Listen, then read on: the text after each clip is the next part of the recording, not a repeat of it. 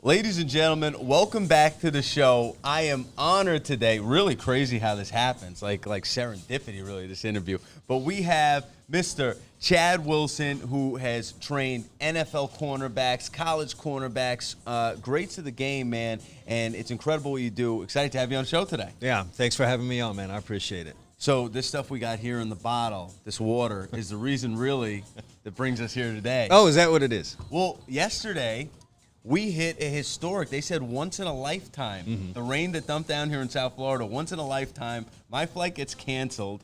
A buddy of mine who films the NFL show for me, he knows you because you're going on his documentary. Right. And he goes, "You still in Florida?" I said, "Yeah." I asked you, "Where are you training?" "Around the corner from where I am." Yeah, isn't that something? That's crazy. Yeah, well, thank goodness you're not in Miami like everyone else who comes down here, because you probably would be in a boat Right. in the street In a boat right now. So it's crazy what happened. So you got rained out today from training.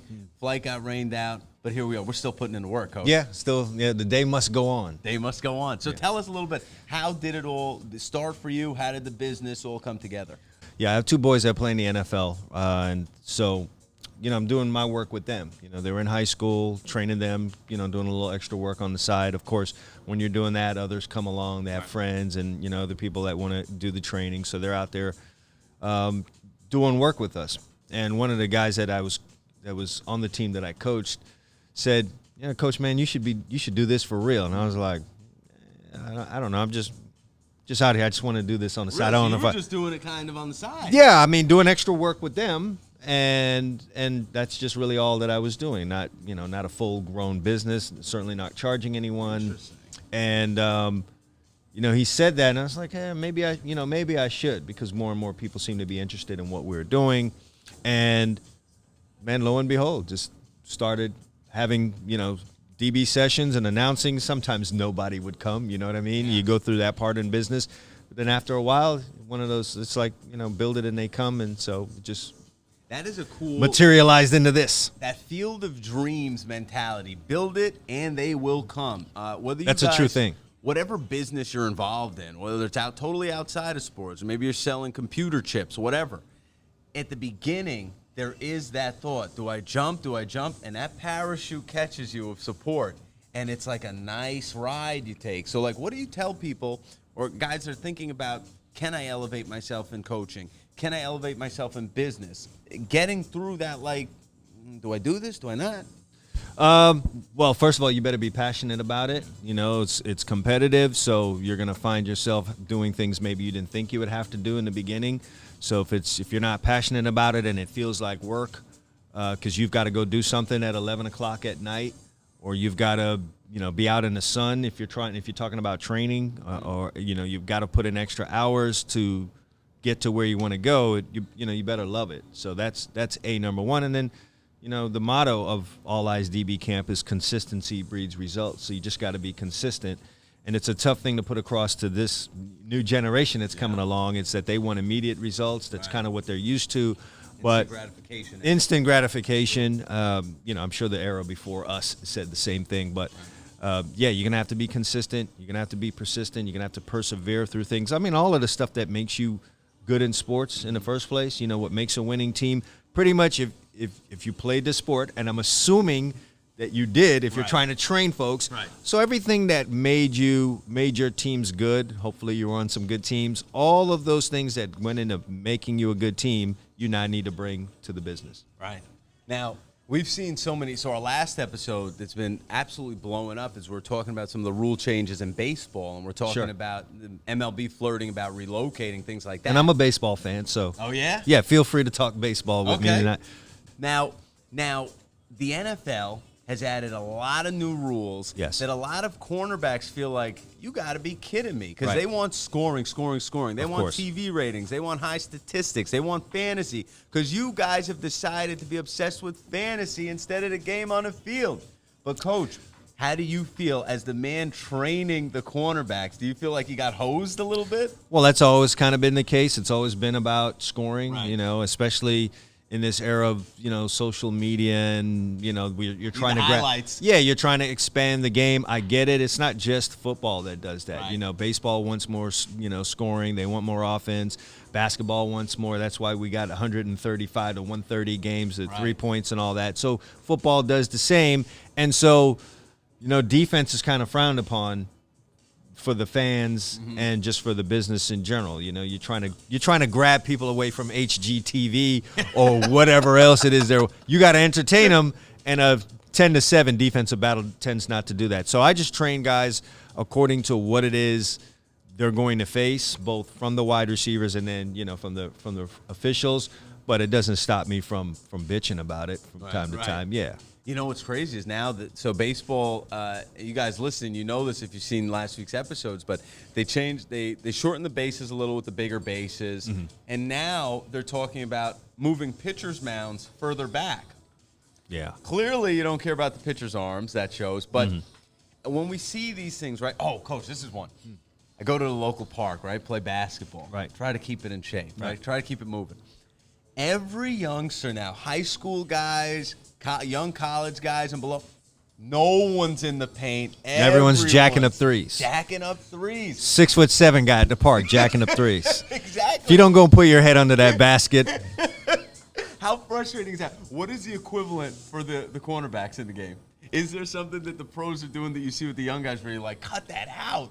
Not necessarily. I know down here, all the defensive backs down here want to press all the time. They want to play press man coverage, and when they go to a camp, they want to line up really, really close like this to the receiver. And I try to tell them, man, in real football games, you're not going to be able to do that. You're going to have a ref there telling you that you're offside. So that's really something that I run into that all the youngsters want to do, and I try to help them realize you are going to learn how to play off the ball a little bit, use some of your other skills, because you're just not going to be able to press everyone that's out there. Right, and that's a lot of ego coming through too. Oh, of course, that press is it's mano a mano, my strength versus your strength, and you got to learn how to play the other parts of the game. One thing I've been feeling, right, like when you're watching the NFL game, so many times we see the DBs running with the back of their head to the ball when the ball's coming in. How come we see it so often that their eyes aren't on coming from all eyes? How come we don't see it? It's definitely something that I try to coach out of guys. There are a number of reasons why that may happen. Sometimes it's kind of like if I turn around, I might see something that I don't want to see, which is the ball coming to my guy that might be open. Right. It's also guys being fearful that the moment they turn around, the ball's going to be passing their head, or they're just not that comfortable with their ball skills, so they'd much rather stay right there with the receiver, and then when the ball comes in, they'll maybe smack it out of his hand. And I always try to tell guys, you need ball production, man, especially in this day and age. They're going to throw flags against you if you don't get your head around. So you might as well turn your head around, even if the guy has a step on you. Not all these throws are perfect, right? 3 different things can happen when that ball's thrown. It could be underthrown. If you're looking, that's an interception. It can be overthrown. That means he doesn't catch it. And if it's thrown right on time, yeah, he's going to catch the ball.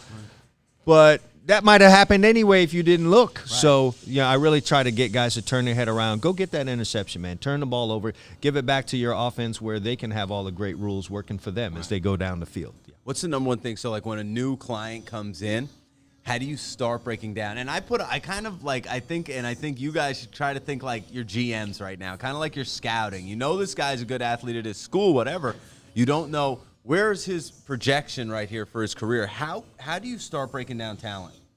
Well, when a guy comes to me, obviously they have some basic things that I do every day, no matter who it is, whether you've been coming to me for a while or not. And just through those basic run of I would say exercise, but drills, I can make an assessment. So it's like diagnostics, like you take your car to wherever. What do you guys do in Jersey?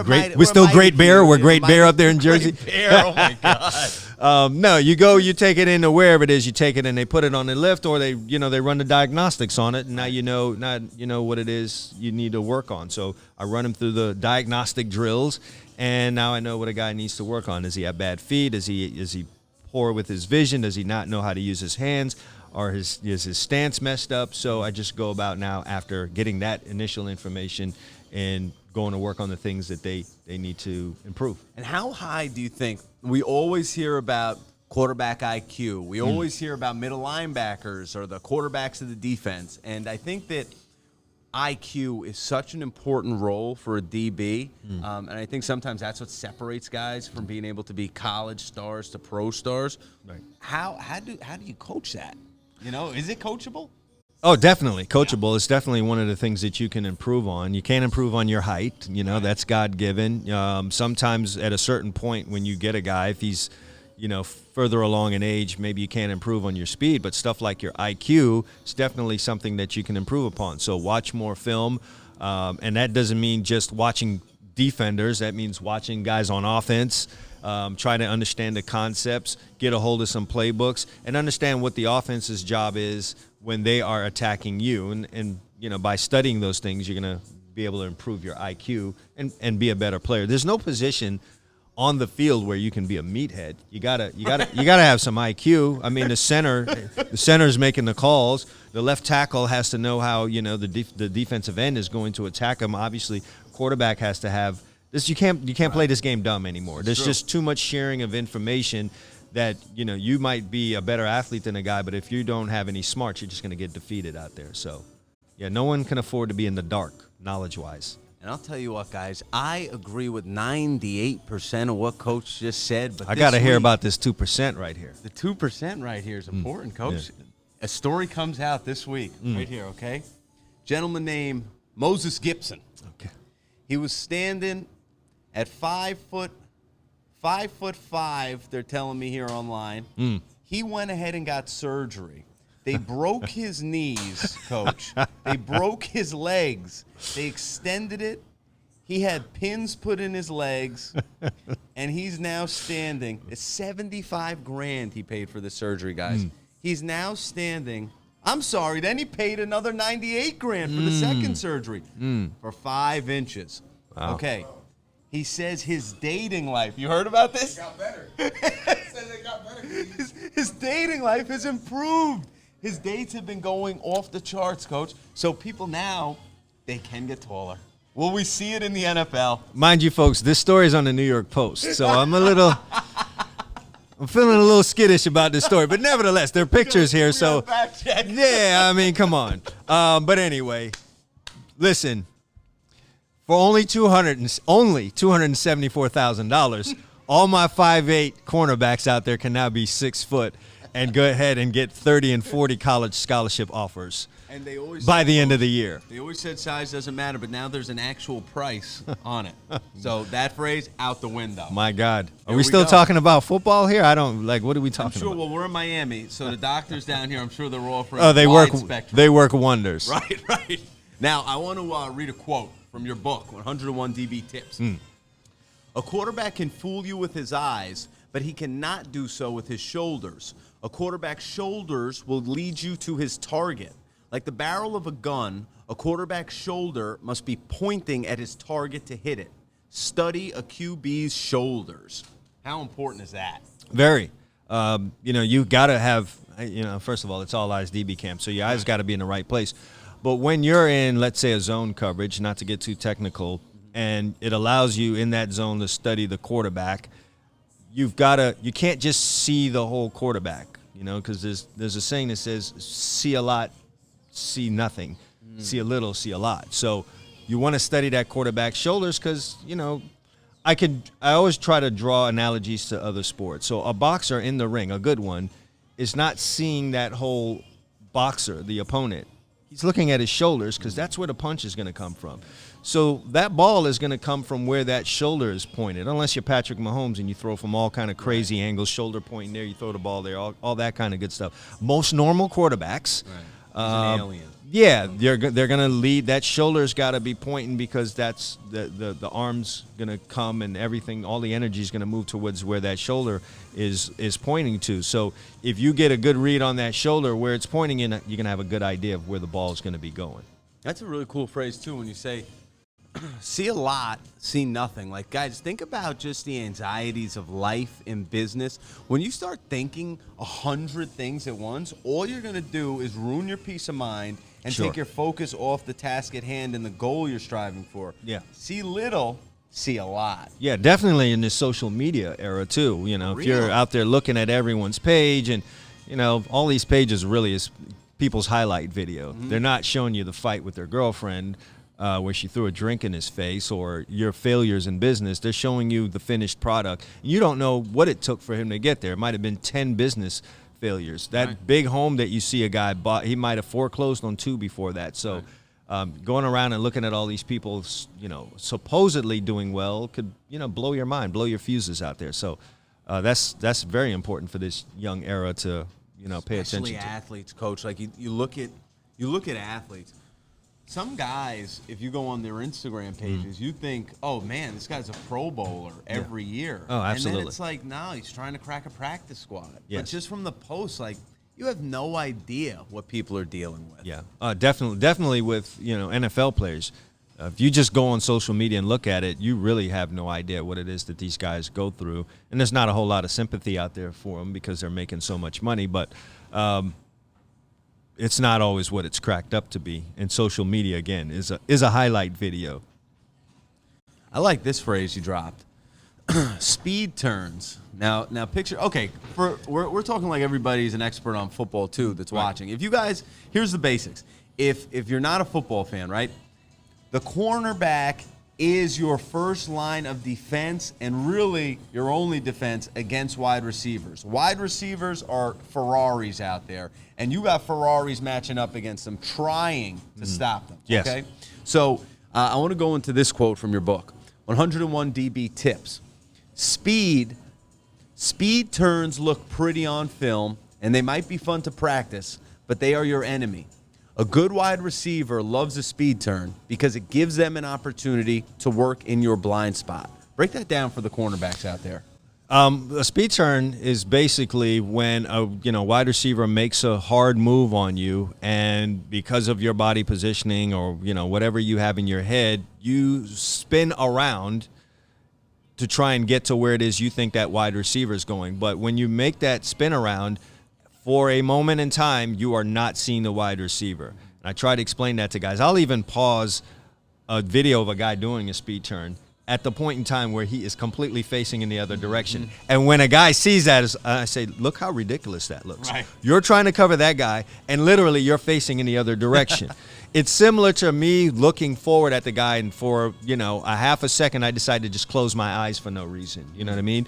I always try to have guys avoid doing that because wide receivers they love to see you turn around. Now they're literally in your blind spot behind your back, and maybe they made you think they were going left, but when you spun around, they went right. You know what I mean? So I try to have guys avoid that speed turn. There are times where it's unavoidable. It's really an emergency move, but I'm not going to sit out here and have you practice because now guys start to want to do it more and more often because it feels easy, but it really could be the death of a guy.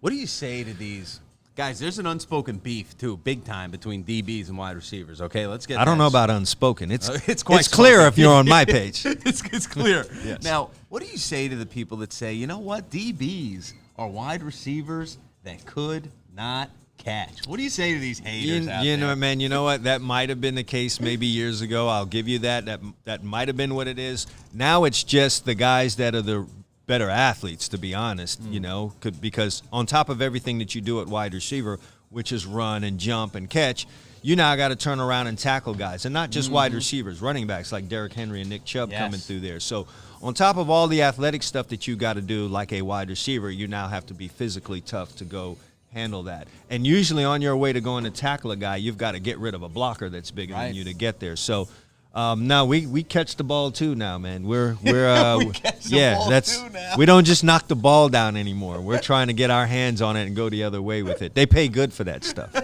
Guys, if you are a football fan, if you're an athlete, if you're training, be sure to follow All Eyes DB Camp on Instagram.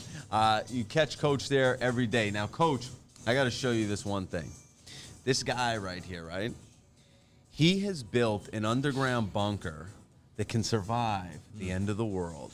God Look at bless this him. thing.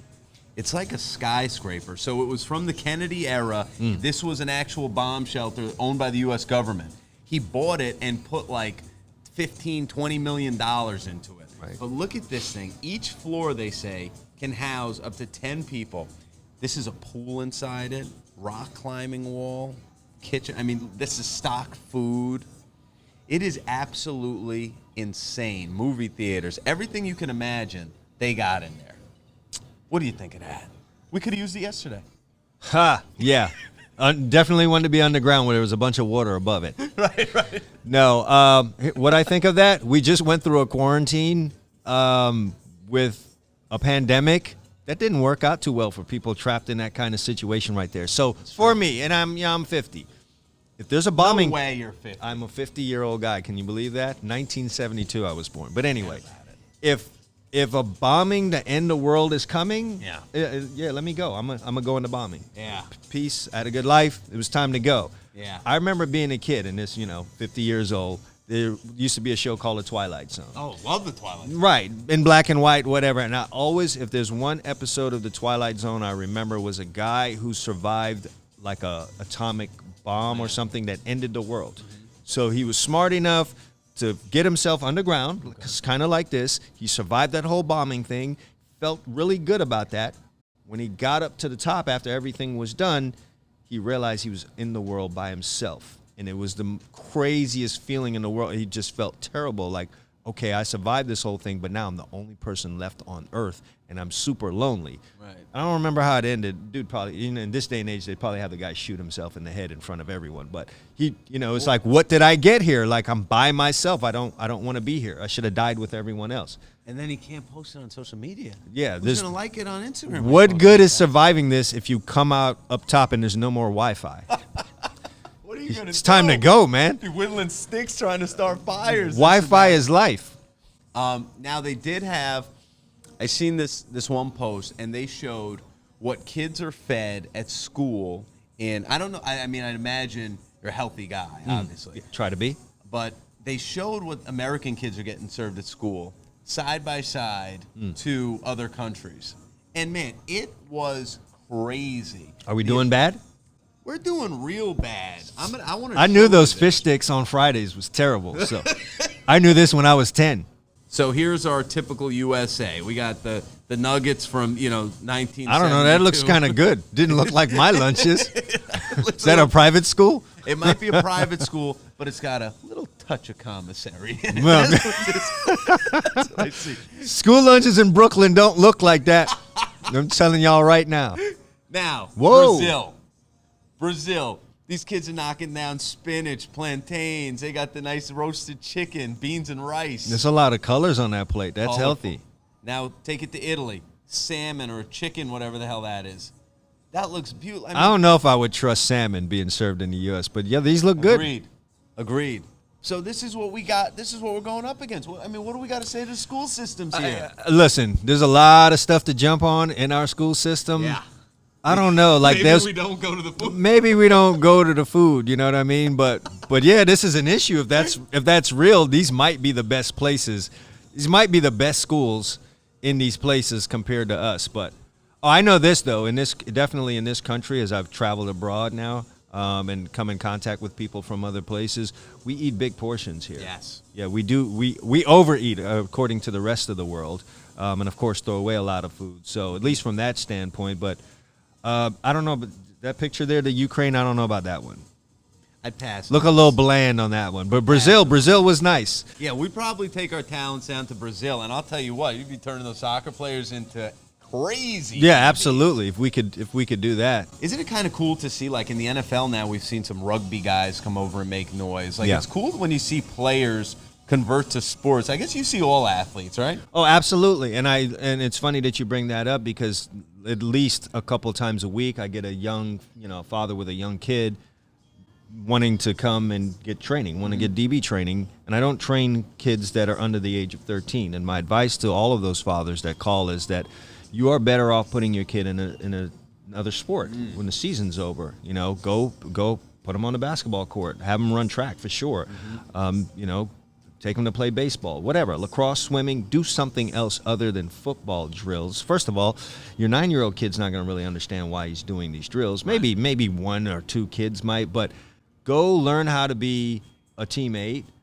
Go learn other skills. Use different parts of your body because, kids get worn out now. And more and more they're tearing ACLs at earlier ages than ever before. It's just from overuse because, dads want to have their kids. Repetition, specialized training. Absolutely, Sport, absolutely. Because you want your 11-year-old son to be the best player on the field. It doesn't matter. This stuff does not matter. You don't know what you have in a prospect, in your kid, until he gets a mustache and a girlfriend. You have no idea what he's going to be. That's just how it is. Which one's going to drive him crazy first? Yeah.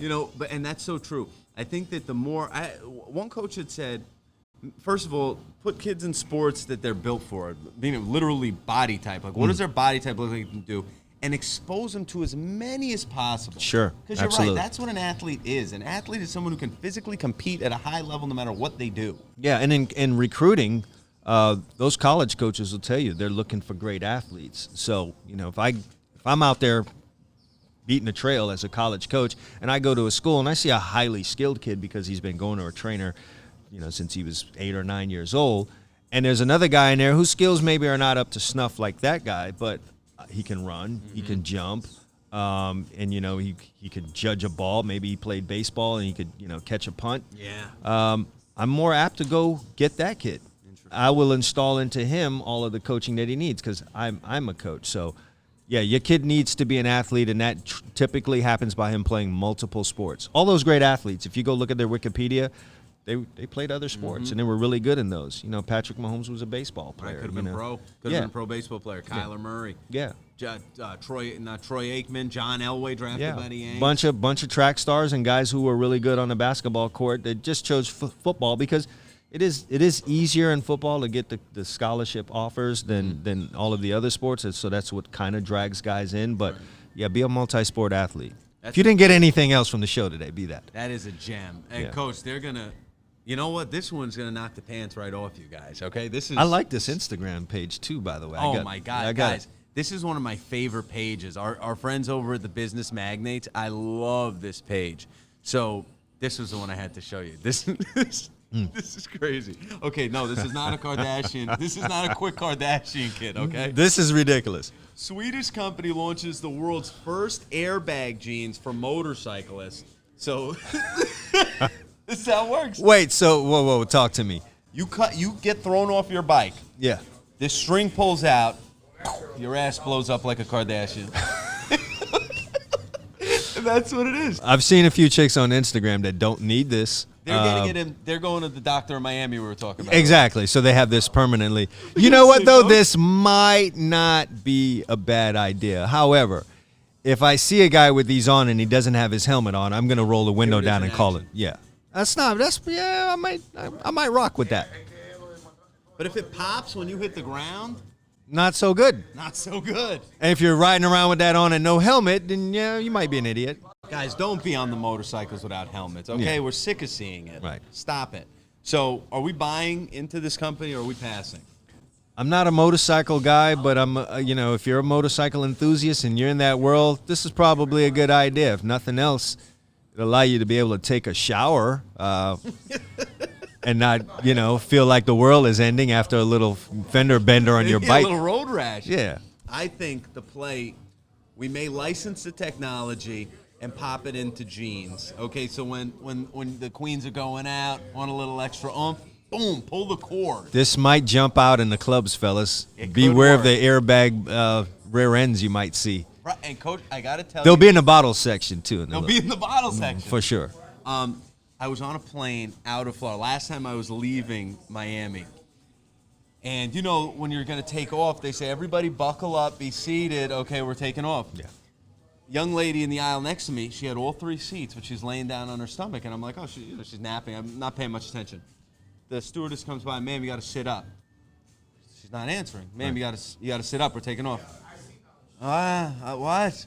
You got to get up. I'm not doing that shit. I turn around. I see her whole backside stuffed with ice packs. Yeah. And she came to Miami and got a fake butt and had to fly home, but couldn't sit on it. This is normal activity. My wife and I, we're going to San Francisco. Okay, that's where I was flying too. Yeah, from Miami, going to watch Marco play the 49ers. Very cool. And there was a lady in there facing her seat. So her knees are in the seat facing. So imagine being in the airplane. She's looking at everyone in the rows behind her because she's knees in the seat, having to look the other way. And my wife immediately recognized what was going on there. And she walked up and down the aisles for the majority of the trip. Like Russell Wilson. Yeah, doing my high knees, getting ready. So she did that for the whole trip, and it was all over the fact that she went and had cosmetic surgery on her rear ends. So, like, did you empty your whole account? Like, you couldn't get a hotel stay for a month after. Come on, factor all that in. This is part of the expenses. Yeah, that's wild, man. Factor it in, guys, and that all comes to wrap this up beautifully with a good game plan. And if you want to take your career to the next level, really, all the DBs out there, if you're a high schooler listening, if you're a college guy listening, or younger, if you want to pick up some of the gems of the trade, okay, you got to check in with our man, Coach Chad Wilson. Be sure to follow All Eyes DB Camp on Instagram. Coaches dropping gems year-round for free. Go on there, take advantage. And if you're in South Florida, you can train with the man himself. So, Coach, thank you so much for taking the time. Man, I appreciate it. Absolutely. Yeah, absolutely. Thanks for having me on. Like, subscribe, comment, guys, and we'll be seeing you here next time. Cheers.